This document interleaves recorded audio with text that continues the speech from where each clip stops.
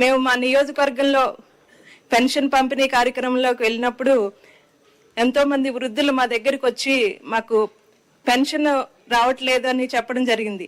కారణం చూస్తే వారికి ఆధార్ కార్డులో 60 సంవత్సరాల కన్నా తక్కువ ఉండడం, 50 సంవత్సరాలు 55 ప్రారంభంలో ఆధార్ కార్డులు వచ్చిన కొత్తలో వారికి అవగాహన లేకపోవడం వలన లేదా ఇతర కారణాల వలన వారికి ఆధార్ కార్డులో వయసు తక్కువగా ఉండి వృద్ధులుగా మిగిలిపోయారు. వారందరూ వచ్చి మమ్మల్ని మీ ద్వారా మాకు ప్రభుత్వానికి చెప్పండి అమ్మా అని అడగడం జరుగుతుంది. దీని మీద సదరు మంత్రి గారిని ముఖ్యమంత్రి గారిని దీని మీద ఒక ప్రామాణిక తీసుకొచ్చి వారికి కూడా న్యాయం చేయాలి. మనం ఇదైతే ఈ పెన్షన్ అన్నది ఏర్పాటు చేశారో అందరి లబ్ధిదారులకు కూడా అందేలా చూడాలని ఈ సందర్భంగా మీ ద్వారా కోరుతున్నాను. ధన్యవాదాలు అధ్యక్ష. చాలా మంది వృద్ధులుగా మారిపోదాం అనుకుంటున్నారమ్మా. అది చూడాలి, సాధ్యాలు చూడాలి. అదంత ఈజీ విషయం కాదు. నల్లారి కిషన్ కుమార్ రెడ్డి గారు. అధ్యక్ష, ఏపీ రెసిడెన్షియల్ గర్ల్స్ స్కూల్స్ ఉన్నాయి అధ్యక్ష. పీలేరు కాన్స్టిట్యూన్సీలో 3 ఉన్నాయి. 2012లో మొదలు పెట్టినారు. కలకడ, గుర్రంకొండ, పీలేరు రెంటెడ్ బిల్డింగ్స్లోనే ఉన్నాయి. అక్కడ దగ్గర కలకడలో 326 మంది ఉన్నారు, పీలేరులో 260, గుర్రంకొండలో 200 మంది ఉన్నారు. మా రిక్వెస్ట్ గవర్నమెంట్ను, ముఖ్యమంత్రి గారు కూడా నిన్న మీటింగ్ ఉంటే రిప్రజెంటేషన్ ఇవ్వటం జరిగింది. మా రిక్వెస్ట్ ఆ బిల్డింగ్స్ 3 శాంక్షన్ చేసి 2012 నుంచి రెంటెడ్ బిల్డింగ్స్లో ఉన్నాయి. ల్యాండ్ కూడా డొనేషన్ చేయటం జరిగింది. కలకడలో దగ్గర 2 కోట్ల రూపాయల ల్యాండ్ కూడా అక్కడ కొంతమంది రైతులు ఇవ్వటం జరిగింది. మా రిక్వెస్ట్ గవర్నమెంట్కు ఈ 3 Gurramkonda, Kalakada, Pele residential schools buildings కట్టాలని ఈ ప్రభుత్వాన్ని కోరుకుంటున్నాం మీ ద్వారా అధ్యక్ష. Thank you. బోర్శెట్టి శ్రీనివాస్ గారు.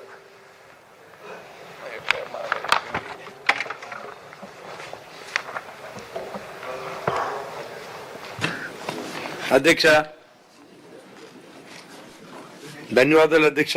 ఈ పవిత్ర సభలో ఉన్న గౌరవ సభ్యులందరికీ నమస్కారాలు. ఈరోజు మనం చర్చిస్తున్న 26-27 ఆర్థిక సంవత్సర బడ్జెట్ కేవలం లెక్కల పట్టిక కాదు. ఇది దూరదృష్టి కలిగిన నాయకత్వానికి ప్రతిబింబం. ఆ నాయకత్వానికి ప్రతిరూపం మన గౌరవ ముఖ్యమంత్రి శ్రీ నారా చంద్రబాబు నాయుడు గారు. సంక్షోభం సమయంలో ధైర్యంగా ముందుకు నడిపే నాయకుడు.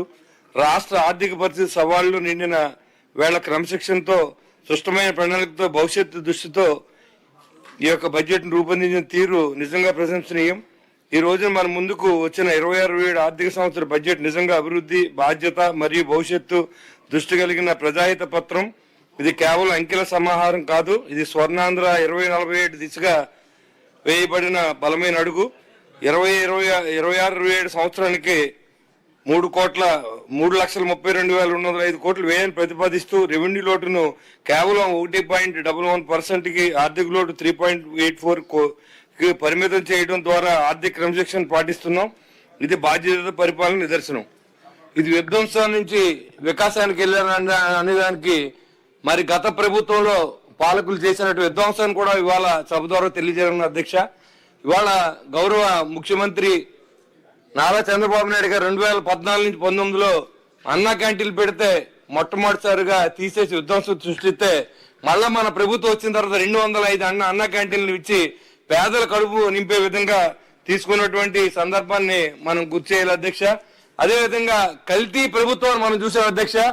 పాలే లేకుండా నెయ్యి తీసుకురావడం, మద్యం లేకుండా మద్యాన్ని ప్రజలకి కల్తీ మద్యాన్ని తాగించి ఆరోగ్యాన్ని పూర్తిగా పాడు చేసినటువంటి గత ప్రభుత్వ కల్తీ ప్రభుత్వాన్ని చూసాం. ఈ రోజు ప్రతిరోజు ఒక ప్రెస్ మీట్ పెడతారు అధ్యక్ష. ఇక్కడికి వచ్చి మాట్లాడలేని అసమర్థులు అక్కడ బయట నుంచి మాట్లాడుతుంటారు అధ్యక్ష. ఆ రోజు మన ముఖ్యమంత్రి గారు మనం ఎవరైనా తప్పు మాట్లాడితే ఇది 0 ఓవర్లో ఏమన్నా సమస్య ఉంటే, అంటే మీది బడ్జెట్లో కూడా ఉంది, ఏమన్నా ఓవర్లాప్ అయ్యారా అని డౌట్గా ఉంది. ఓకే, నేను అదే బడ్జెట్ అనుకున్నాను సార్. సారీ, 0 ఓవర్లో ఒకే ఒక ప్రశ్న సార్. చెప్పండి. అది కొంచెం మాట్లాడే అవకాశం ఇప్పించండి.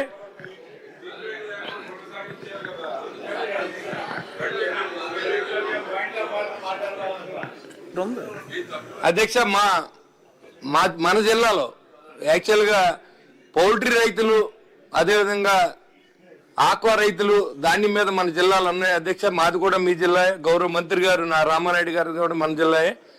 అక్కడ పౌల్ట్రీ రైతులు ఏదైతే కష్టపడి వాళ్ళు ఎగ్గను తయారు చేసి అమ్మడానికి అక్కడ దళారీలు అందరూ కూడా ఇతర ప్రాంతాలకి ఎక్స్పోర్ట్ చేసే వాళ్ళు అందరూ కూడా ఒకటయ్యి పౌల్ట్రీ రైతుని ఇబ్బంది పెడుతున్నారు అధ్యక్ష.